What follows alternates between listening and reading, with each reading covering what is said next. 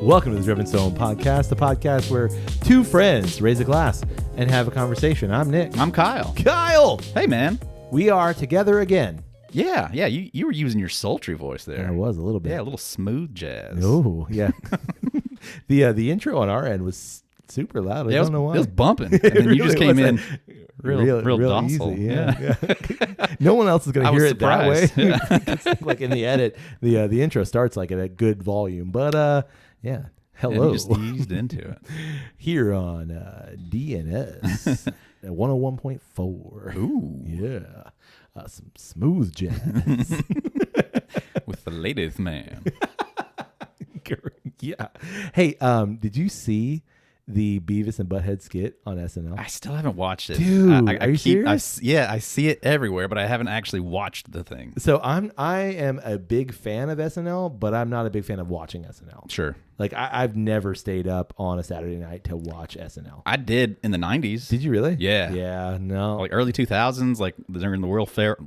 Yeah, Will the World's Ferrell? Will Ferrell, right? Yeah. Not what's the other Ferrell? Colin, yeah. Yeah, during the Will Ferrell, Tim Meadows, Ladies Man, yeah, Cherry O'Terry, during that whole run. Yeah. Yeah, we used to watch it Jimmy every Fallon Saturday was in that night. too, right? That was late. No, Jimmy Fallon was more early. He came in towards the end of it. Oh, okay. But yeah, I used to love it. Yeah, see, I love it. Obviously, before YouTube, I would never like stay up to watch it, and like somehow, you'd see like clips here and there on not reruns necessarily, but I actually don't remember how we saw clips. Well, I mean, I think stuff would obviously be popular, like when the cowbell. Yeah, when cowbell happened, it was so funny, and everybody, that it became iconic immediately. Yeah, but I think it must have been just shared enough on like Entertainment Tonight, sure, or like just those kinds of, or like maybe it was segments within songs on like MTV or something. Like somehow you would see that kind of thing. I don't really remember. Yeah, me neither. But I never watched SNL. Like I don't think I've ever seen a full episode of SNL ever. LimeWire, Napster, probably share them on somehow. Especially with the advent of YouTube, I always, especially now, see clips after the episodes of SNL. Right. Especially if they're like funny clips. Yeah. Have you seen the ones with Timothy Chalamet where he's like the rapper? Drip, drip, water, drip, drip, water, drip. Yeah. So stupid, but like it makes sense. Yeah. But yeah, man, the Beavis and Butthead one with Ryan. Ryan Gosling. It's perfect. Yeah. So go watch it. Highly rated. Yeah. I'll wait right now. Okay. What I like about it is it's not culturally relevant because obviously they're talking about Beavis and Butthead that is like 30 years old at this point. Right. And obviously it's playing to a certain person who's watching SNL, but it's the fact that like you have all of these actors and comedians who are very clearly like they're good at this and they still lose. Right. And I mean, Ryan Gosling is like trying to keep it together and can like just barely. Yeah. The fact that they clearly didn't do a dress rehearsal to see how much they were going to look like. Exactly. Pretty great. Yeah, it's pretty great. But all that aside, yeah. You want to drink something? Yeah. Okay. I have a fairly special bottle for us. Yeah. Yeah. So this is a bottle that I didn't buy in Maine. Well, there you go. I know. We said this a couple weeks ago where we did the Bookers, right. That we were going to buy a particular bottle in Maine. The little book. What? Bookers is the other one. Oh, we did a little book. See, I get it confused. So we went to buy this bottle is what I'm trying to say. We went to buy Octomore. Really? Yeah. When we got there, you told me that they had an Octomore for like $200, and I was like, let's go get it. And they didn't have it. Was it the I thought it was this. Mm-mm. Maybe No, it was Octomore. Oh. Because I had just seen an Octomore. This was still there. This was there, and I chose not to Might have buy been. it. Okay. Yeah. I don't remember that. You're right. You're totally. I was thinking this because I was thinking of getting this. Yeah, I was like debating going and buying an Octomore that I had seen somewhere else, and then you said they got it for like $200, and I was like, done. Yeah. And then we farted around and didn't get over there in time. But we got a little book. We got a little book. Yeah. And it's a little great. It is a little great. So this is a bottle that I've been eyeing for quite some time, or at least been seeking. I haven't been eyeing it because I haven't been able to find it. Yeah, well, I mean, I think after our recent endeavors into this distillery, I think we've been itching to try just about whatever we can get our hands on. Yeah, and so what we're talking about is the Ardbeg Heavy Vapours. Heavy Vapours. Heavy Vapours. Heavy Vapours. Yeah. Look at this box, man. Isn't this a fun box? Yeah. It's got like, Ardbeg, when they do these special releases, it's always like a fun, cartoony kind of character. Yeah. This has got like a little smoke monster on the front. Yeah. He's got some smoky hands on the side, taking over the distillery on the back. Yeah. Got a little pot still on the side. Man, it's a fun bottle. Yeah. It's a fun box. Is it all textured? Oh yeah. Too? The whole thing's textured. Man. Yeah. Like that box alone is like $20. Oh, it's probably printing costs just for the box. Yeah, exactly. This was a fairly pricey bottle because it's a special release. It is difficult to find. So this is the special release for the Festival 2023. The Festival is the big Islay whiskey festival that happens in early June. I feel like it's early June. May or June, I can't remember which. But it celebrates all of the Islay distilleries. In fact, like when I was booking stuff going to Islay in June, there was like a huge warning of be aware, all the ferries to Islay are all jacked up because of Festival. I was like, okay. Right. But we're not going in early June, or whenever it actually is. So not a big deal. But like I said, I've been seeking this bottle for quite some time because I am an Ardbeg fan. Yeah, samesies. And being that this is a special release, when you flip open the canister, or we flip open the box here, this is an Ardbeg special committee release. There you go. On the inside, look at even on the inside of the lid of the box, man. Like it's textured even on the inside. Like I took some printmaking courses in college and taught printmaking for a while. Yeah. I have visited some like main like big time printers. And like I know like what that kind of stuff costs. Yeah. And like I mean it's incredible. It's amazing like craftsmanship and stuff like that. But like man, to like literally so much work put into just the box. It's incredible. Just the box is super textured. So on the inside they have Shorty, which I'm assuming that Shorty is the distillery dog, maybe. Little mascot. It says Shorty, the peatiest nose on Islay, apart from Ardbeg. That is. There's a lot in this box. You want to hear some? Yeah. Okay. The story so far, Kyle. Yep. It started with a distress signal from Islay as Agent 46 stepped through the time stitch into the distillery. Thick clouds of heavy vapor enveloped her, filling her lungs. Dropping to the ground, she sucked in the clean sea air as a small dog emerged from the gloom. Thinking quickly, she looped her belt through his collar. They fought their way through the thick vapors as he led her to the stillhouse, and a shock discovery. The purifier was gone. The heavy vapors were accumulating and breaching the doors. Instantly, the barking dog seized the hem of Agent 46's copper rein mac in its jaws, pulling her towards the still. Agent 46, a.k.a. Jackie, committee chair and interplanetary detective, knew what had to be done. What did she do? In the year 2023, in the time plane dimension known as Planet Ardbeg Day, all will be revealed. Oh. So let's reveal it. A missing purifier, a dram forsaken, heavy vapors will arise. Things just got heavy in the Ardverse. Something weird is going down the distillery. The legend purifier, responsible for Ardbeg's exalted balance, is nowhere to be seen, and this whiskey is the consequence.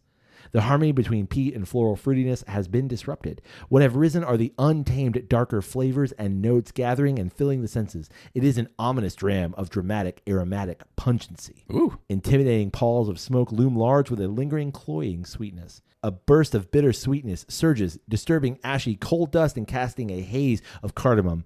Mentholic eucalyptus rolls in, obscuring the fruit and floral notes usually found at the heart of Ardbeg.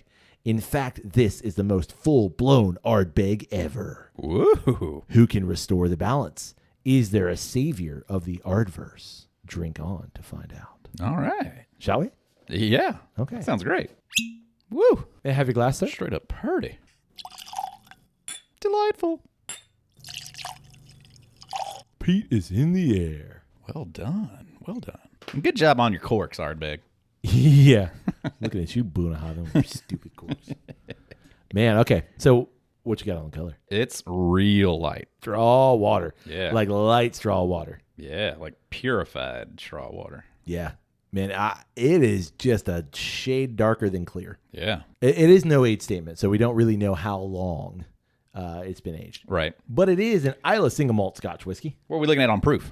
We got 46. 46. 92. Yeah. So it's not super high. That's good. I like that. Okay. I feel like a Scotch really does kind of sing right around there. Yeah. I mean, I'm never opposed to a cask strength, but it's not 80. That's, which is, I think, important. Right. From your story. Yeah. So there's a missing purifier. Correct. An air purifier? Or a whiskey purifier. I'm not exactly sure. Like not a, what is it, non-chill filtered. So it's not a filter. No, it's a purifier. But, yeah, it's a purifier. So I'm not exactly wonder sure. Wonder what that means. Maybe it's a stand-in for filter. Yeah. Yeah. But the idea is it's not there. This is the full strength version. Yeah, that's more rugged and exactly going to have notes that probably wouldn't normally be there. So say the Ardbegians. Right. Yeah.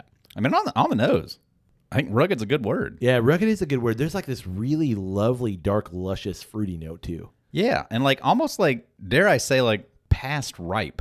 Yes. Like, there's just that sweetness that starts to come like once the browns start coming you got a peach on the counter. It's just a little soft. Yeah. Or like a plum, like that thing's about to get some white mold on it. Right. But like it's still edible. It's okay right now. Yeah, but like give it 20 minutes. Like who knows? Exactly. Like this might have a fly circling it. Getting ready. I really love the peat on this because it's not as aggressive as I thought it would be. Not on the nose. No, definitely it's not. definitely like subdued on the nose. I mean, you definitely know that it's there, but it's not overpowering. Yeah, it's not the main feature. No, definitely not. Which a lot of the Islas it is. Right. It pops right at the beginning, but this and it's a little underneath. Yeah, but it's not balanced because like you still get it. It's like, it's there, but it's not like it's not super prominent like you said as on other things. Yeah, and it's a little bit more like earthy. Yeah, kind of a peat. Yeah, like maybe a in what weird way peat could be fresh, but almost like a fresher peat. Yeah, not as danky and danky's not bad. You know, or wet. It doesn't taste as wet. Like, we hadn't tasted it yet. Well, no, it doesn't smell as wet. I mean, like when I think peat and the notes that peat can bring out, it's that like it's almost like a wet dank, not like a 420 dank. It's a like, dry dank. Well, what I mean is that it doesn't smell like basement. Like a basement can be like wet dank. Sure, it doesn't smell like that. Yeah. So I don't know if it's fresh. It's just not. It's July peat. It's summertime peat. Maybe. It's not wintertime peat. Okay. From our experience with Ardbeg, which at this point in time we've had several, 5, 6 different variations. This one is more herbal. Herbal's good. Yeah, that makes This is tiptoeing into the gin herbaliness. That's a really good point. On the nose. Right. Really complex nose. Yeah. Enough sniffing time for sipping? Yeah. All right, let's do it. Ooh. That's where I got a hug going on. Yeah, that's a ride. Woo! That's where the peat like man. That's where the peat sings right there. Wow. That's really interesting of like first sip, I was hit first by bitter. Yeah. Strangely enough, which is not a normal thing. To me, it's like the peat bitter. Yeah, like usually you get that at the end. It's usually you go through the sweet expressions and then you're left with the bitter. That one, it was bitter first and then went to sweet and then back to bitter. Yeah. Yeah, and then for me, back to sweet again. Because right now I've got this like cocoa powder sweetness.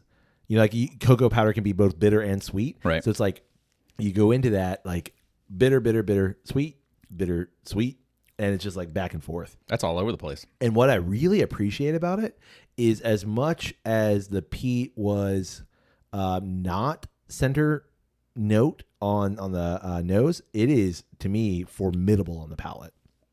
Like it's not the same kind of peaty note as like you would get in a Lefroy. It's a much more rounded peat, but it's definitely like it's singing. Yeah, it's like for me. It's attached itself to the oaky bitter, and those things just coast through the whole experience. Yeah, together, hand in hand. Like it's not briny or salty. No, it's earthy. it's very earthy. Yeah, it literally like to me it's an expression of what peat actually is, which is like dirt moss. Yeah, totally. Like it feels like you went out back, you cut this out of the earth, right? And like this is what you're drying and killing your grain with. Yeah, I mean it's just really interesting. Like it's more woody and like kind of me think in terms of like foresty, not so much like oceanside. Yeah, which is just like interesting like, in and of itself, being that it's Ardbeg. The woods of like Tennessee, I'm assuming northern Alabama, like after it's rained, but it's cold enough where that rain isn't just like soaked up real quick. Right. And it's that smell of the forest. Yeah.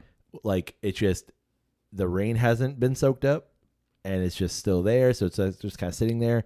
It smells, earthy. Wet wood. Yeah, exactly. Wet wood in a fantastic way. And there's this like beautiful peppery note too. It just kind of like sneaks in there right at the end on the back of the palate. Man. Yep. Back of your cheeks. Ooh. Little pop. A little pop. Little boop. Yep. Yeah. I'm here. Boop. Yep. Gotcha. Man. My thing with this is I've liked the releases from Ardbeg that I've had. Right. But I have started to notice that they're all kind of in the same general ballpark, with the exception of the Barbecue. Okay. Meaning, like, we don't have a bottle of the Corey Reckon or the Anoa, but how would that pair against it? In my recollection, I feel like the Corey Reckon was definitely more so in the ballpark of the Barbecue in terms of its savoriness. Yeah. And it was more close to a savory experience. Right, yeah. Not so much fruitiness. Like I remember the Corey Reckon being very briny. Yeah. And salty and like being of the sea, where this doesn't give me that at all. This is like a different thing. The Ugadal, I feel like, was closer to this. Right. Where it was more focused, I feel like, on sweetness with the peat. Where this is, I feel like, more bitter. Yeah. Bitter peat. So like I don't know. Like I kind of get what you're saying, but at the same time I kind of feel like they're all kind of quite different. Yeah. And separate. Okay. And highlighting different things. I think what I'm getting out of this too is like every note is dialed at an 11. And like it's all over the place. So like I recognize the box said something about, balance, and I think the bottle said something about balance too. And I don't think it's unbalanced. I just think all of those notes are like jacked up and dialed up. And so like when I'm thinking about those or this in relation to the others, I guess what I'm asking is this bottle was north of 100. Obviously it's harder to find. So am I more apt to buy this or more apt to buy the Corey Reckon or the Ugadal or the Anoa, which is all around roughly that 100 mark? Right. It's like, I don't know. So I think here you're paying, like you said, $20 for this box. Yeah, a lot of money into that box. You're right. But it's also the special release aspect of it. Correct. Like you'll never get this version of this again. Right. Which I think you could also argue about any of their normal releases. Sure. I mean, they're going to vary and they're going to change over time. But I think it's like just that this one was specifically put together for last year. Yeah, for the fish shield last year. It's just you won't ever get that experience of that specific one again. Yeah, I can't wait to go to Ardbeg this summer and be like, all right, what y'all got? Yeah. Like, I almost think I might take a little dram of this and the Barbecue and be like, all right, let's see what's going on.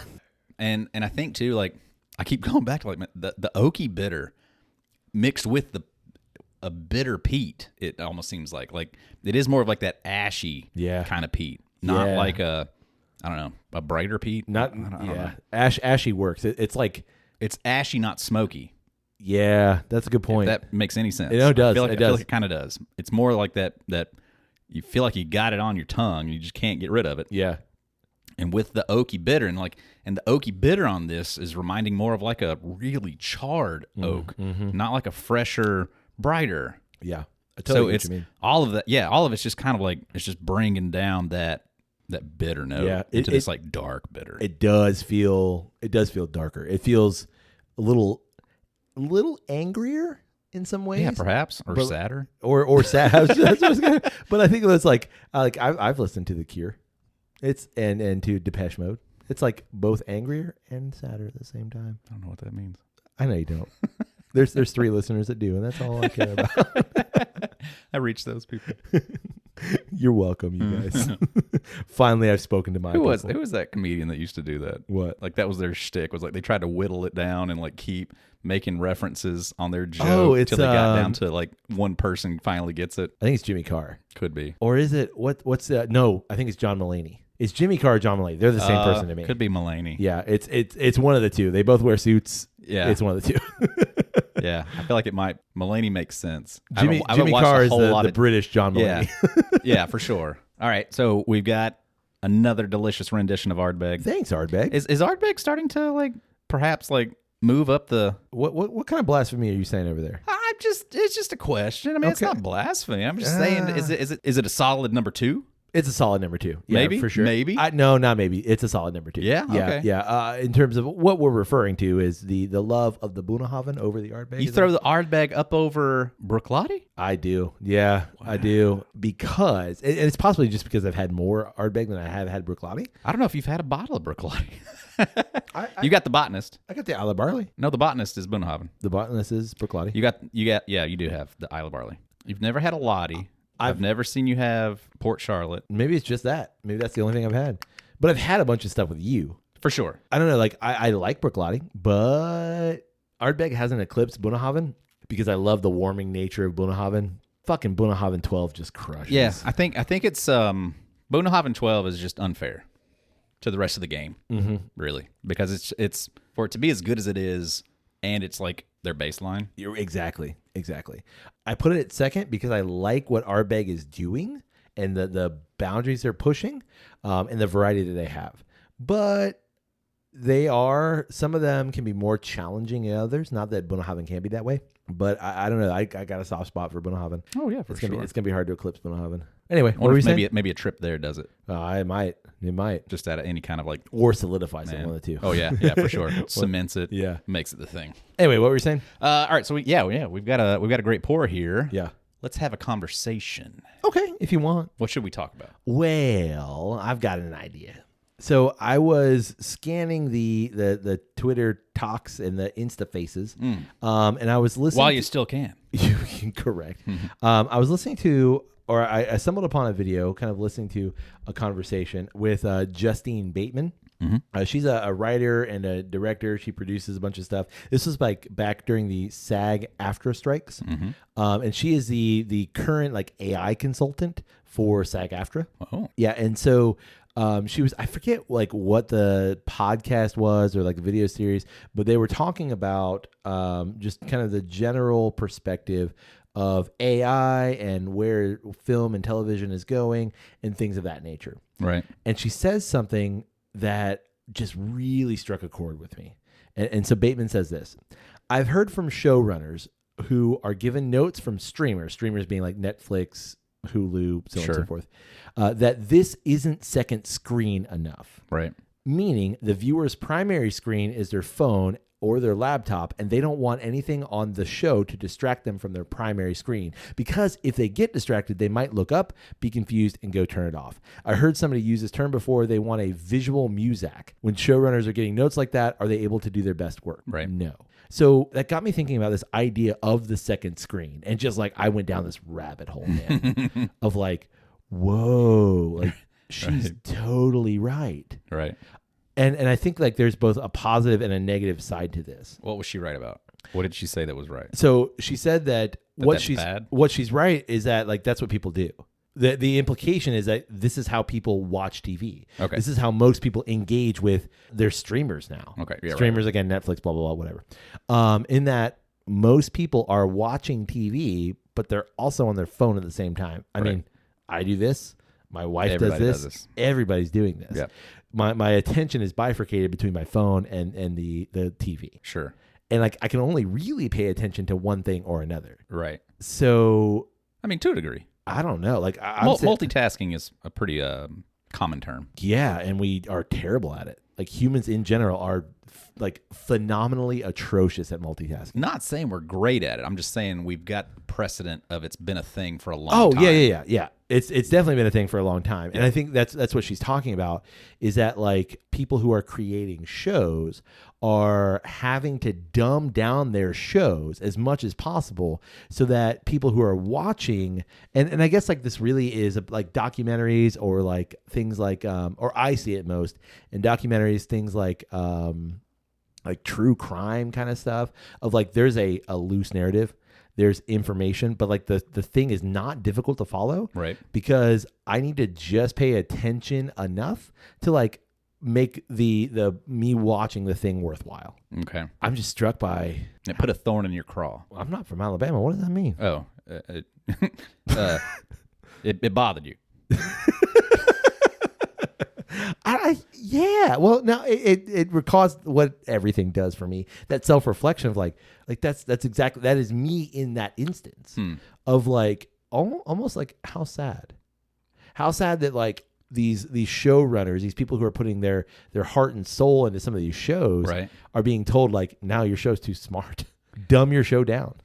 I mean, I suppose, but I feel like at the same time, it's like there's a time and place, I guess. You want the thing to be made. Right. Like, certainly if this is a passion project that you can't waver on your idea, right, then maybe don't pitch it as any other way. I mean, it's kind of the hard part about being creative in that way, that if somebody else is now funding your creativity, right, you have to be willing to accept that criticism to make what they want, or risk it not being made, or risk upsetting the person who's paying for it. Right. Having grown up in a creative family, I have very clear memories of when I was very young. My dad was an airbrush artist and would paint something to where he liked it, and would have somebody then view it and be like, "Nah, I don't like it anymore." And so that's always going to be a tough thing between artist and patron. Yeah. Like that's always going to be the conversation of, well, I'm paying for this, right? And if I'm looking for visual music, and I've agreed to buy your pitch, right, to satisfy that need on my platform, right, that's tough. Yeah. And certainly, but I think, any creative person, artist, songwriter, director, like anybody's going to have plenty of stories that will go along with that in terms of, I had this great vision for this thing, but they only had so much money. Right. And so I had to back off my idea and fit their budget, kind of a thing. Interior designer, architect, like, there's always going to be those things of like, well, we've only got this much money, so do what you can with this much. Right. And so it just sounds like in this instance, it's not so much about money. It's more about, no, we've got a specific visual intrigue that we're trying to keep people on the platform, which is a whole different issue that sucks. I think that's where I'm going with it too. It's like it's this, we need to keep people here, so your thing that you actually care about, it needs to be dumb enough to keep people here. Right. Because like nobody, like, there are people that care about it, but most people are watching their phones primarily. So your thing needs to be second screen. Your thing needs to be easy to follow. Your thing needs to just keep them here. Right. So if you need to water it down, do it. Yeah. And I think that's what she's talking about, is that like the issue being, well, then the creative who's doing these things is going to be kind of pushed out maybe in some way, because like, I mean, you could very easily make a computer program, make these kind of things. Oh yeah. I recognize that's a larger discussion. We'll be there. Here. We'll be there soon. Sure. But then I think like on the other side, it's almost a positive in that, well, then make your thing interesting enough to put the phone down, which is a whole nother set of problems. Like, what becomes interesting enough that like you put the phone down and watch that thing only? To me personally, I see both sides. I see there are absolutely things that I put on. I put on X-Men 97 every Wednesday, and I don't have anything around me. Right. And I'm watching that shit with Lorelai. Sure. And we deep dive into it, and then we immediately go and we like watch people's reviews on it, and we go hard onto X-Men 97. Yeah. But we watched Ratatouille not that long ago. I've seen Ratatouille 30, 40 times. Yeah. It can just be on in the background, and I don't have to pay attention. I can jump in and out. Sure. See my funny part. Wait. Rewind that really quick. Okay. I love it when he does that. Yeah. And that's how we watch those movies. Sure. But if it's brand new stuff and it's something that I'm excited about, like there's nothing around me and there's nothing that's going to interrupt me. And like, to be honest, like Maria knows, like, oh, y'all about to do okay, so I'm going to go lay down then. Yeah. Like she doesn't, even want to like be in the room because she knows like that's what we're going to be doing. Right. So on the viewer side of it, there's so little things that I would put on as second screen that I'm watching for the first time. Yeah, but that seems strange to me. I think though I think my that's second just screen. You. Really? I don't think it's just you, but I think like that's. I mean, my perspective included. Like I think that's maybe people like us because like the majority of people, they're not putting down. They are putting on something that they actually want to watch, and they're on their phone. Like my wife does this. Like she will like put on something that she actually wants to care about. Okay. And she will get on her phone. I get it. That for me is British Bake Off. Right. Like I'll put on British Bake Off to want to see what happens and stuff, but I'm not paying attention the whole time. Right. I'm jumping in and out. Well, like, okay, like my wife likes crime documentaries. Yeah. And I've been in the room when she's watching these crime documentaries. I'm not paying attention at all. Right. But I can still follow it. And like, she's interested and invested in this thing, and we have almost the same experience, and I don't care. Right. Like, I mean, it's the same kind of story over and over again. And like, yes, this is true crime. These are real people's lives, but like, it's the same story. Right. And maybe that's what it is. Maybe it's like the comfort food kind of perspective. Yeah. Like you just said of the Bake Off, it's like, okay, so I know this story, even though I don't know this story. Right. I know the story. Right. So maybe that's what it is. But it to me, maybe it's because like the way I view media and this kind of storytelling, and I'm not saying like I hold it to anything sacred necessarily, but it's like this idea of chipping, or how much are we chipping away at our versions of attention? I'm not saying it's necessarily a good thing or a bad thing, but like people are getting stuff that's made and then they're being told, just make it dumb. Or and if that's the case, yeah, travesty. And like unfortunate, but like still I would think like the right approach is still make it as best as you can to your quality, but at the same time like don't, like you still kind of have to do what the patron or the person paying for it, what they want, right? So like don't burn bridges and don't just blow up about it, but also like don't be willing to like back off on your integrity for yourself, which can be an absolutely tricky thing to do.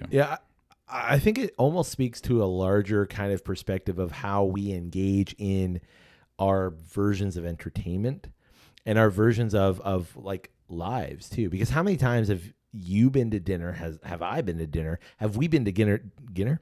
Have we been to dinner together where like we're all sitting there, but we're all on our phones? Sure. Or so like we're a part of a conversation together, we're eating together, we're talking, and yet we're also not fully there either. Right. And like what does that do? And I mean, I don't know. I don't have an answer for this, but what does that do to like the larger kind of perception of that time together, or that meal, or those relationships, and I'm not just saying like you and I, but like as a whole, how many people do we see out and about where they're at dinner or they're with friends, but they're not fully there? Right. And I think that just speaks to that as well. Like you're watching the show, but you're not fully there. Yeah. But you're also not fully engaging in the social media or whatever it is either. Yeah. Like so many things, I don't think there's an answer. I don't think there's necessarily a right or a wrong. It's just like that. How are we doing this? What are we being fed? What are we being given? How are we engaging in media that we even maybe purport to like? As somebody that doesn't really mind music, I don't feel like just the idea of visual music being like an absolute negative. And I guess it's just kind of like, as the creator of the thing, are you okay with it? And I guess if it is a passion project that you've been fighting to get made for so many years, and a streaming service finally agreed to greenlight it, and then they came to you with those kinds of things, like that would absolutely be demoralizing. Oh, yeah, crushing. For sure.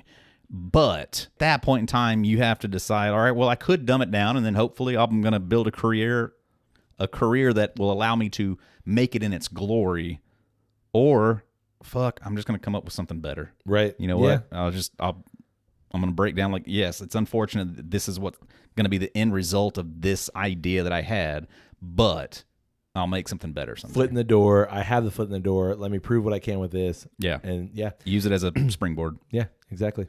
Well, you got anything else? No. Not me neither. No, that's a good one, though. You want to go watch some mindless TV for a minute? Sure. All right. Well, let's end this episode and then we'll go do that. That's a good idea. Well, we'd love to know, what do you think about the Ardbeg special release, the Heavy Vapours? Yeah. What's your favorite Ardbeg that you've ever had? Oh, yeah. And more importantly, what's an Ardbeg that we haven't had that we should have? Yeah. Don't say scorched. It's like a $300 bottle. Unless you want to give it to us. Yeah, unless you got some. Or the Hypernova. Or the Supernova. Supernova. Or the Ardbeg. Or, any other. And that's sort of still what relation. blows my mind of that freaking Bizarre Barbecue being so damn good. Yeah. But it was like the cheapest one of them all. I know. Crazy. Whatever. Thanks, Ardbeg. We also want to know, what do you think about this idea of the second screen? Yeah. Or something being second screen or not second screen enough? Tell us, what is your favorite second screen viewing pleasure? Yeah, that's a good one. It's definitely Bake Off for me. Is man. it really? Yeah. Yeah. I can put that on and just like, it's just playing. Sure. And like I'll pay attention every once in a while, but for the most part, I'm doing something else. I can tell you, for me, it's like the first 48. I don't even know. What the States? Like the History Channel? No, it's a crime thing. Oh, okay. Yeah, because it's my wife's favorite too. The lower 48. No, Maybe. that doesn't make sense either. And it's crime stuff.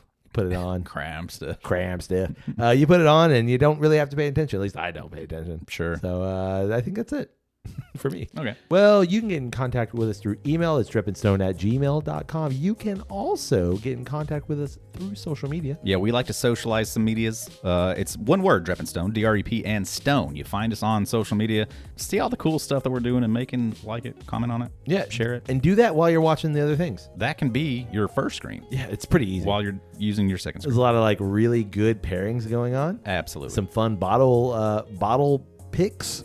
bottle picks.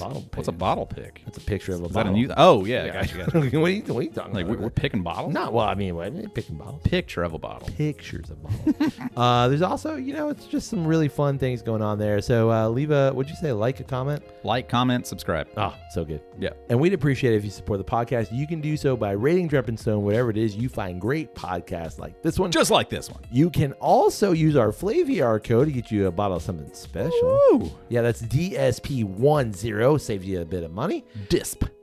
Disp 10. 10.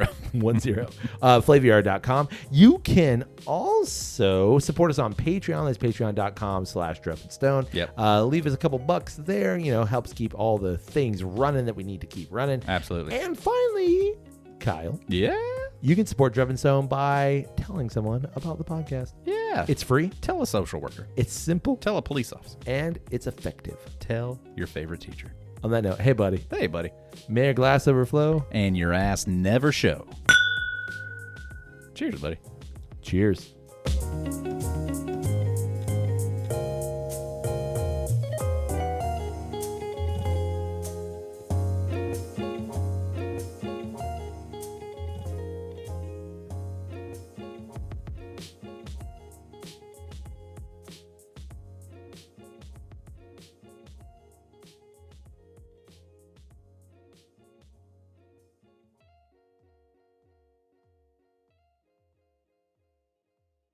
Give me a check. Check. Check 1, 2. Yeah. Check 1, 2, 3, 4. Perfect. Now, hang on. You look like butthead. He ain't bottled up. Yeah. Yeah, no, it's hot, Pete. That was a hard cheer. hard cheer. I got scared for a second. I was like, shit.